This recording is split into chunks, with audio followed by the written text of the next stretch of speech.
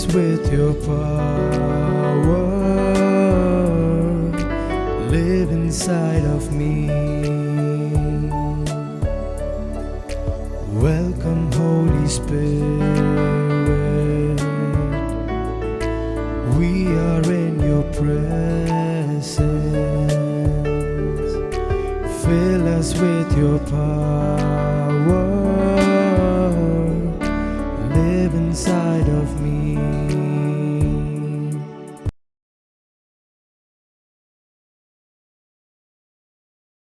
Hello, dear friends.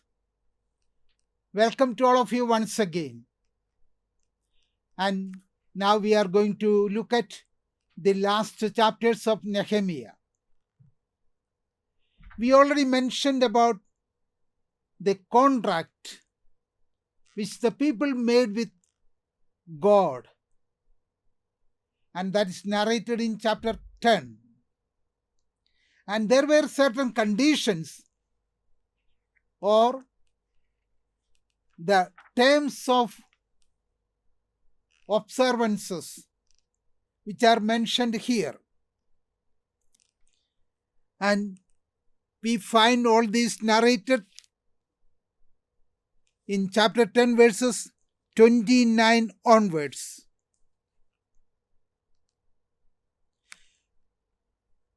The first condition that the people have pledged to obey is to keep away from mixed marriages. We know what exactly it is. And secondly, observing the day of Sabbath. Because in chapter 13 we will find there were so many practices which really went against the spirit of Sabbath. And the third condition was about the year of Sabbath, the privileges that were to be restituted or given to the poor, the marginalized, which were often neglected. And therefore, now that stipulation is enforced. The fourth is about the tax which is to be given for the temple tax. And usually half a shekel tax is to be given to the temple per capita. And it is obligatory for the rich and the poor alike. Practically we know. And the fifth promise was to give the wooden logs needed for the altars of the temple for sacrifices. And the sixth promise was again about the offering of the first fruits and the firstborns. And the seventh one, or the seventh promise, or seventh term of the contract was about giving the tithe for the sake of the priest, for the temple, and for the causes related to God.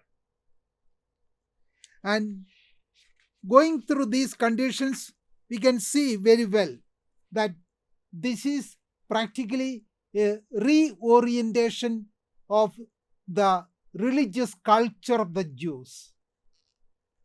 All these are being observed by the people, and this becomes practically their lifestyle, life culture, we can say. And therefore, the efforts taken by Ezra and Nehemiah to reform the people as a Jewish community, keeping up the basics of their faith and keeping up the essentials of their laws and also leading them with one mind and heart, giving importance to the poor and the marginalized. All these things we find here. And the malpractices were to be stopped. The real spirit of the law is to be kept up. Therefore, the Jubilee laws and so on were to be properly kept up. And hence we can see the efforts of Ezra and Nehemiah were really giving shape to the Jewish faith and Jewish religion. And also we can say the Jewish culture itself. Okay, in coming chapters 10 to 13, we find the social and religious reforms, especially the religious reforms. And the beginning of chapter 10, we have already seen chapter 10. In beginning of chapter 11, we find who all were living in Jerusalem. And a long list is given here according to the families. And also in chapter 11, second part, we find the towns of Judah which are occupied by the people who came with them or with Ezra or Nehemiah and so on. And the names of the cities are often similar to the names of the cities given in Joshua. Of course, all the names are not the same. And again, the details of the towns and the cities are given here. And in chapter 12, we find the names of the priests, chief priests, and so on are given. And who all were the priests or the chief priests in succession. All these are given in chapter 12. And towards the end of chapter 12, we find there is a narrative about the dedication of the city wall and also the city. Actually, in 7:1, it was reported that the city wall was finished. And therefore, immediately after that, there would have been a dedication. But here, as the story is arranged according to a certain plan by the author, the dedication comes after settling everything in proper order. And after arranging everything in order, all the people have been settled in Jerusalem, and now they speak about the dedication of the city wall. And what is the meaning of that? The dedication of the city wall practically implies the protection that God gives to the people. It stands for the protection given by God. And it is in that sense we can understand the dedication being placed after the narrations about the inhabitants of the city, the details, narrating the details about the priest and so on. And therefore we can see this is the way how the author has presented the things. And when a feast is celebrated, we can say it is a religious observance. And when it is a religious observance, we should be able to understand that any religious observance are to have three basic characteristic features. One is the precision and transparency, the liveliness, and also the witnessing quality. Therefore, when we do something related to religion, when we observe a religious feast, all these qualities are to be there. And in the coming session, we find the next verses, we find the description about the reforms. And the reforms narrated here, we will find the important elements of their laws are dealt with. Therefore, Ezra and Nehemiah together, they formulate the laws which affect the social life of the people, the religious life of the people, and also their relations with the non-Jews or the Gentiles. And all these are subject matter for these reforms. And in chapter 13, we find the important reforms in various fields. In 13:1 we read, "On that day they read from the book of Moses the hearing of the people, and in it was found written that no Ammonite or Moabite should ever enter the assembly of God." And therefore, now they make arrangements. And the reason, we know Tobiah, he was the governor of Ammon, but he was totally against the Jews, and also Nehemiah. And he was the one who opposed the construction of the city wall and so on. And if they claim to be Jews, at the same time, they are not living according to the laws. Practically, they are to be kept away. Then, this was to be rearranged. Then verse 10, "I also found out the portions of the Levites had not been given to them." Okay, the tithe was to be given, and a part of it should go to the Levite, but they were not given their share, and hence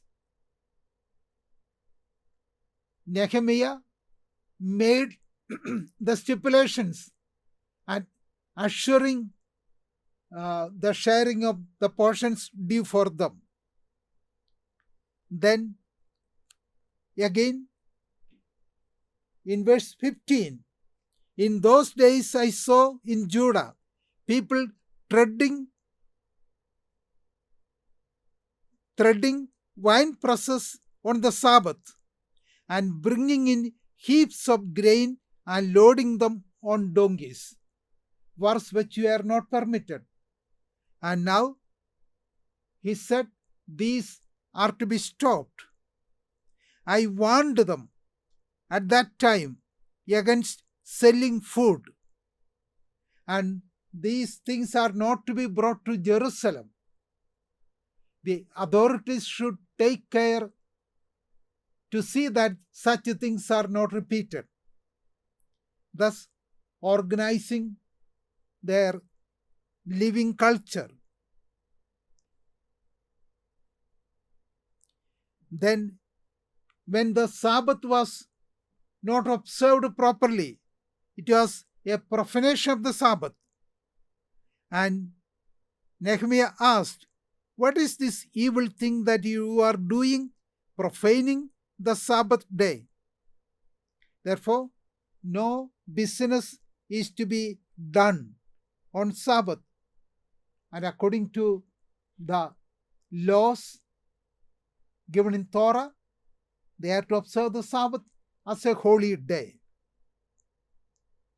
Then he took some practical measures too, Nehemiah. "I commanded that the doors should be shut and gave orders that they should not be opened until after the Sabbath. Therefore, the gates of the city are to be closed, and also the businesses are to be stopped. On Sabbath day, the gates are to be kept shut. Then nobody can bring in grains or do business there." Then verse 22, "And I commanded the Levites that they should purify themselves and come and guard the gates to keep the Sabbath day holy. Remember this also in my favor, O God, and spare me according to the greatness of your steadfast love." And this prayer would imply that Nehemiah has done or performed all these things or reforms, and hence God should remember him and reward him accordingly. And that is the prayer made by him. That is what we can say. And about the mixed marriages, again we find in verse 25, "I made them take an oath in the name of God, saying, You shall not give your daughters to their sons, or take their daughters for your sons, or for yourselves." And now he quotes the example of Solomon, who was punished by God for violating this law. And they are now to abide by the oath they made. And that is what we see. And in conclusion, chapter 13, verse 30, we find, "Thus I cleansed them from everything foreign, and I established the duties of the priests and Levites, each in his work. And I provided for the wood offering, and at appointed times, and for the first fruits. Remember me, O my God, for good." Therefore, the verse 30 and 31, they summarize all the reforms done by Nehemiah. Of course, it is not referring to the construction of the temple. Excluding that, he has done everything for the sake of the people. And he has refined the religion and reformed the customs and observances. And in that way, we can say he has fully organized the Jewish culture in a manner that is pleasing to the Lord. And looking back, we can say Ezra and Nehemiah, they were two great lay leaders who guided the people of Israel in the best way possible. The contribution of Ezra, we know, mainly the reforms, and after the construction of the temple, the people were reluctant to the construction of the temple was neglected, and the people went for their own building their own houses, and Haggai and Zechariah the prophets intervene. Then Ezra comes in 458 and he makes some religious reforms, especially the avoiding or the divorcing the life partners who were taken in mixed marriage. And when we come to Nehemiah, we find the great achievement of Nehemiah is the work on the city wall. He finished it within 6 months' time, and then everything was arranged for the safety of the people of Jerusalem. And after making everything safe and secure, Ezra and Nehemiah proceeds further with the reform of the religion. And the law is read out, and people accept the law and make an oath that they will abide by the law. And because of that, they made a contract with God. And we already mentioned about the 7 conditions which were mentioned there. And thus we see there is a real reform taken up by taken up under the leadership of Nehemiah and Ezra. They came almost at the same time, simultaneously. Ezra came in 458 and Nehemiah came in 448. And therefore, they have achieved the mission entrusted to them. Okay, therefore, we can conclude the discussions on the text. And now we will look at the person of Nehemiah. And we can say Nehemiah is a wonderful leader, a model for any leadership or any leader, we can say. And some of the qualities that we can point out from the book are the following. First of all, he was satisfied with his job. And he could have remained so. But we find him looking beyond the palace to the suffering people of Jerusalem. Sometimes it happens, we think, okay, as for me, everything is okay. Then why should I be concerned with the matters which are troubling others? I am not directly concerned. And then why should I be concerned with such things? Nehemiah could have done it, then nothing would have taken place for the sake of the people of Jerusalem. But he chose to be different. And that is one of the first things. Even though he was fully satisfied in his job, he was able to look at others and beyond his house. And then he was able to find out a solution for the suffering of the people of Jerusalem. Secondly, when somebody takes up a mission, he should have very clear notions and also very clear plans. For example, we know if somebody is executing a project, one should have a very clear plan for the execution of the project. Otherwise, the project will not be finished. And if at all it is finished, it will not be done in time. And if it is done in haste, there may be other problems coming because of that. And here we find Nehemiah took up a great mission. Go to Jerusalem and help his people.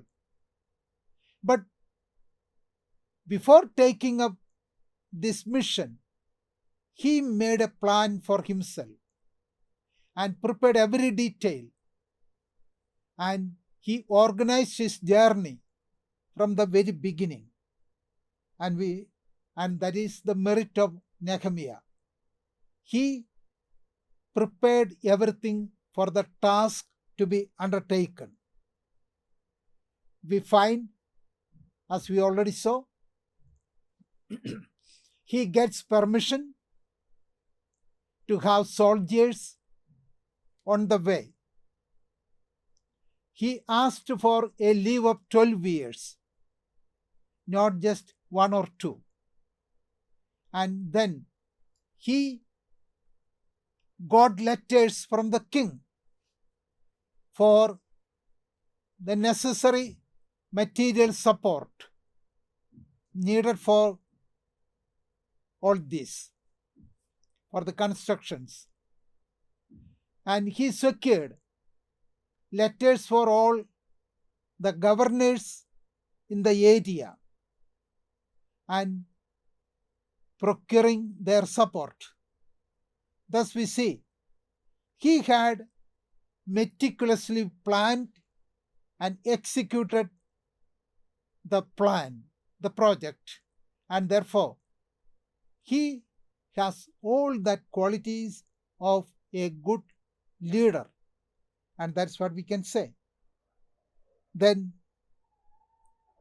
it is not merely the planning, but the prayer and fasting, the spiritual support that one needs from one's own God is very important. And it is not just for 1 or 2 days, but for 4 months. He prayed and fasted and thus prepared himself to take up the mission. Again, a wonderful feature that we can say. And he prayed to know God's plan, and he was ready to submit himself totally to this plan. Then another important quality that we will find in him, he does not speak negatively about anyone.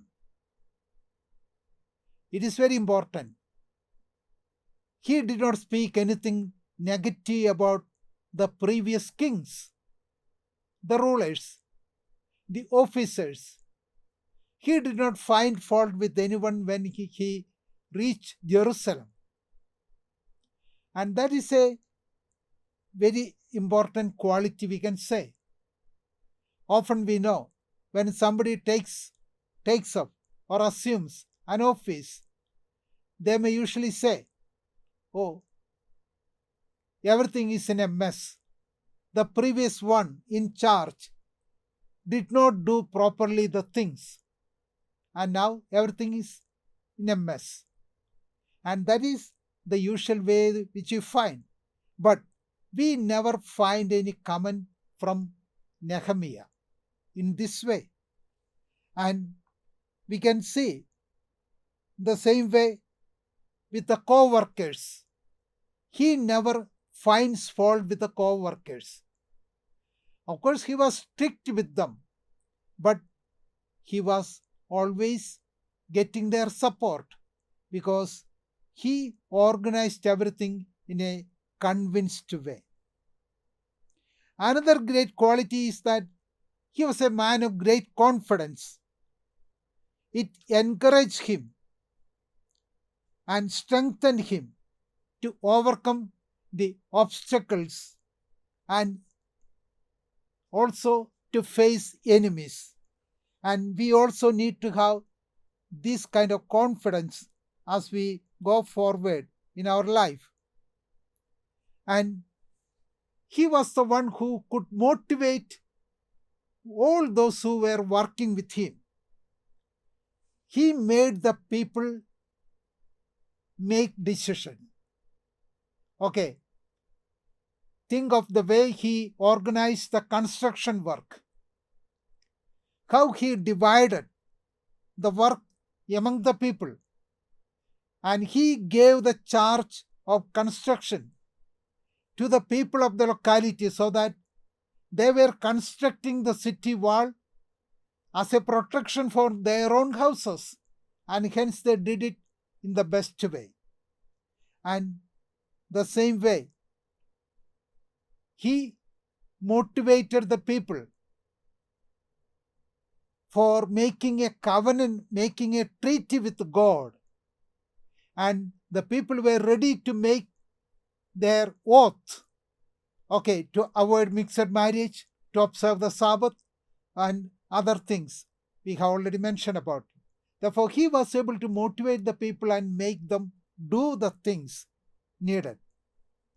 And accusations of the enemies, it will always be there, because whatever we do, there will be one or other to raise questions against us.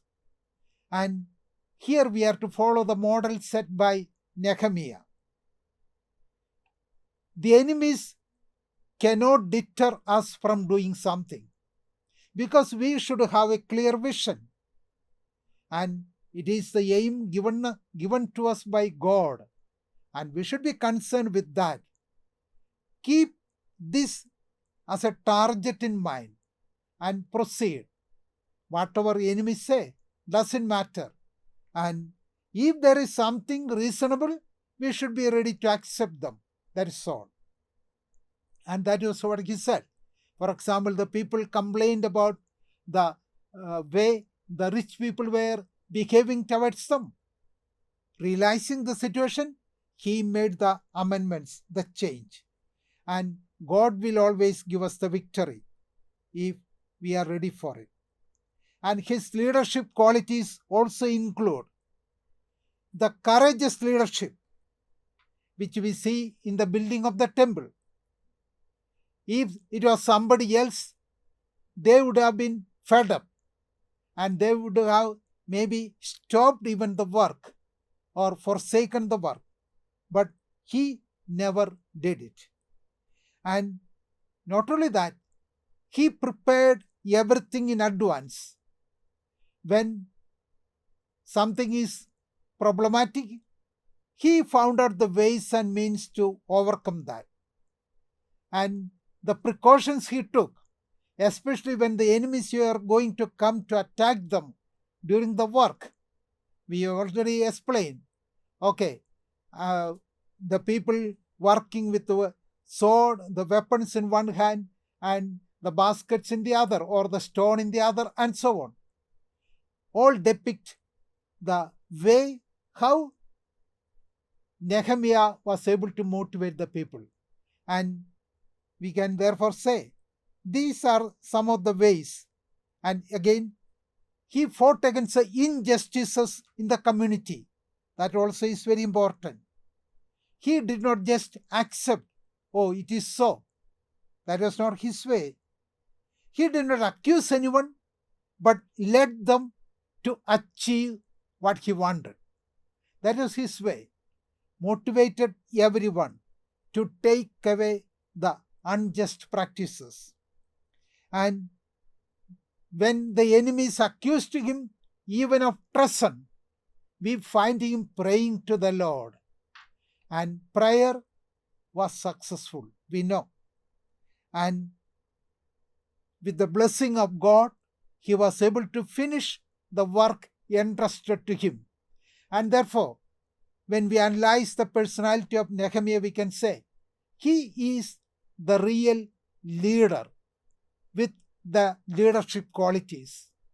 A leader, even apt for today's culture or today's era. Because if we have such leaders, they will be able to accomplish great feats, we can say, or they will be able to accomplish great things. And hence, this reflection on the personality of Nehemiah may motivate us too, that we may do in the best way possible all that is entrusted to us. And the example is the best for us in this regard. With these reflections on the personality of Nehemiah, we are concluding our reflections and study on the book of Nehemiah. Thank you.